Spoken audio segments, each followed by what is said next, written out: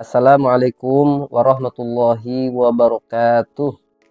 Alhamdulillah wassalatu wassalamu ala rasulillah Sayyidina wa maulana Muhammad ibni Abdillah wa ala alihi wa sahbihi wa man walah, amma ba'd. Kaum muslimin wal muslimat dimanapun Anda berada, pada kesempatan kali ini kita akan melanjutkan pembahasan daripada video yang sebelumnya saya sudah jelaskan.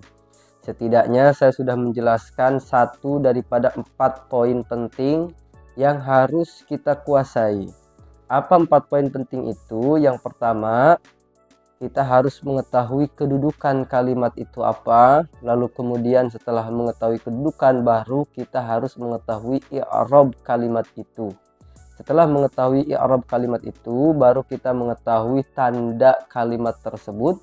Baru setelah mengetahui tandanya, nah kalimatnya itu apa? Baik, pembahasan yang kedua yaitu setelah kedudukan sebuah kalimat.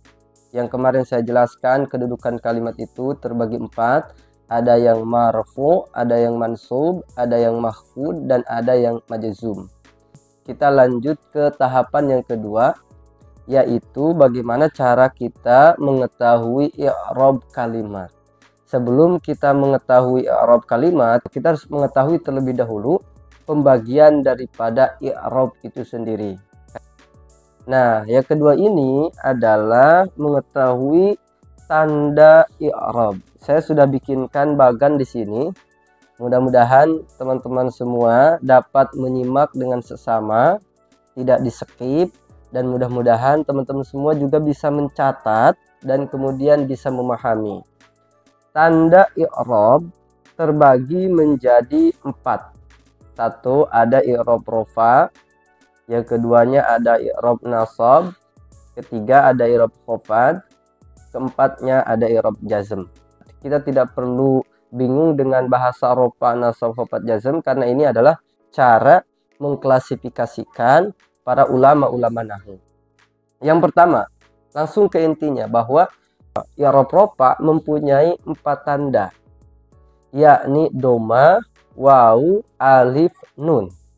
Ini kita harus hafal. Rofa mempunyai 4 tanda, doma, wawu, alif, nun. Ini wajib kita hafal, mau tidak mau, mesti kita hafal bahwa i'rab rofa mempunyai 4 tanda, doma, wawu, alif, nun. Yang kedua, i'rab nasab. I'rab nasab mempunyai 5 tanda, yakni fathah, alif, kasroh, ya, dan hazfu. Hazfu ini membuang huruf. Fathah, alif, kasroh, ya, hazfu. Ini juga kita harus hafal. Kemudian i'rab khafad yang ketiga mempunyai 3 tanda, yaitu kasroh, fathah, dan juga ya. Ini juga sama, wajib kita hafal. Dan yang terakhir, jazm mempunyai 2 tanda i'rab, sukun dan juga hazfu. Nah, kalau kita jumlahkan dari keseluruhan ini, rofa mempunyai 4 tanda, kemudian nasab mempunyai 5 tanda, khafad mempunyai 3 tanda, berarti 9 tambah 3, 12. Jazm mempunyai 2 tanda, sukun dan hazfu, berarti 14. 14 tanda ini yang wajib kita hafal. Saya rasa ini masih lebih sedikit dibandingkan jumlah RT di satu kelurahan. Oke. Baik teman-teman semua, kita akan bahas satu persatu nih. Tanda i'rab rofa yang pertama adalah doma. Coba perhatikan contoh berikut ini. Doma menjadi tanda bagi i'rab rofa, seperti ja'a zaidun, kemudian ja'a rijalun, ja'a muslimatun, yansuru. Kalau kita perhatikan, semua daripada contoh-contoh itu huruf akhirnya didomahkan. Kenapa dia didomahkan? Karena dia i'rabnya rofa. Ya gitu. Kemudian yang kedua, wawu. Wawu menjadi tanda bagi i'rab rofa. Seperti contoh, ja'a abuka, ja'a zaiduna. Huruf wawu pada kalimat abu, bu setelah ba, setelah bu ada wawu. Atau zaidu setelah dal itu ada wawunya. Nah, itu menjadi tanda bagi i'rab rofa. Kemudian alif menjadi tanda bagi i'rab rofa, seperti contoh Ja'a muslimani. Ja'a muslimani. Setelah mim ada alif tuh, muslimani. Nah, alifnya itu menjadi tanda bagi rofa. Kemudian yang keempat nun. Seperti mana? Yadribani, tadribani, yadribuna, tadribuna, tadribina. Nah, itu menjadi tanda bagi nunnya itu di akhir, nun di akhir itu menjadi tanda bagi rofa. Kemudian yang kedua, tanda i'rab nasab. Tanda i'rab nasab yang pertama ada fathah.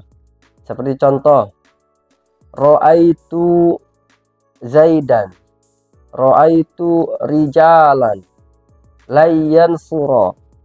Semua kalimat itu di akhirnya menggunakan fathah karena kedudukan dia mansub.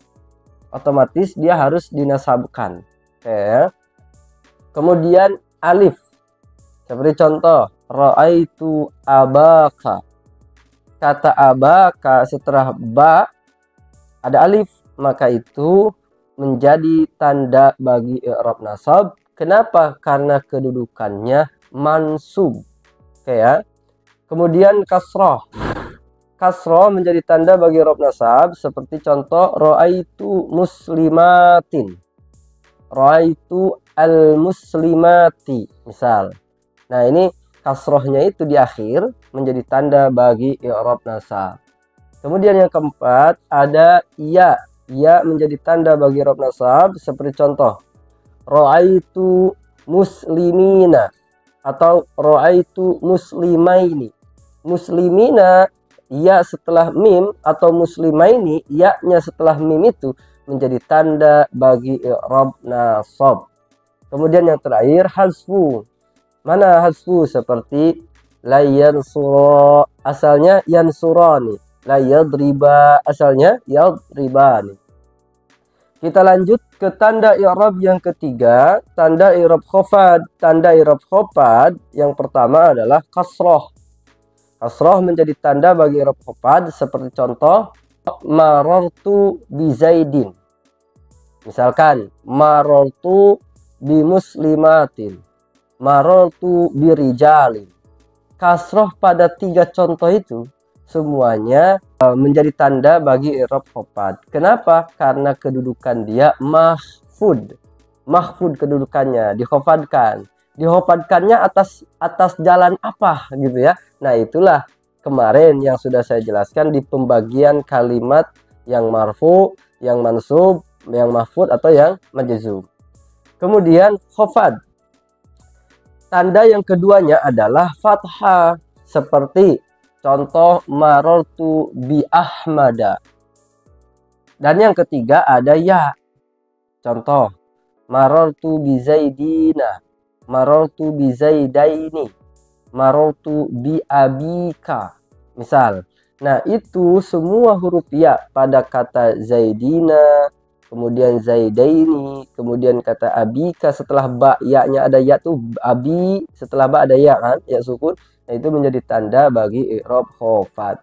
Dan yang terakhir, tanda i'rab jazm ada dua, sukun dan juga hazfu. Sukun contoh lam yansur, lam yadrib, lam yaftah. Huruf akhirnya semuanya disukunkan. Kenapa? Karena dia itu jazm. Kok bisa jazm? Sebab kedudukannya majzum. Oke ya. Dan yang keduanya ada hazfu seperti lam yadriba asalnya yadribani, lam yansuru asalnya yansuruna. Oke, barangkali seperti itu. Dan selanjutnya kita akan bahas dari contoh-contoh yang tadi sudah saya berikan. Nah, kenapa kok harus banyak contohnya?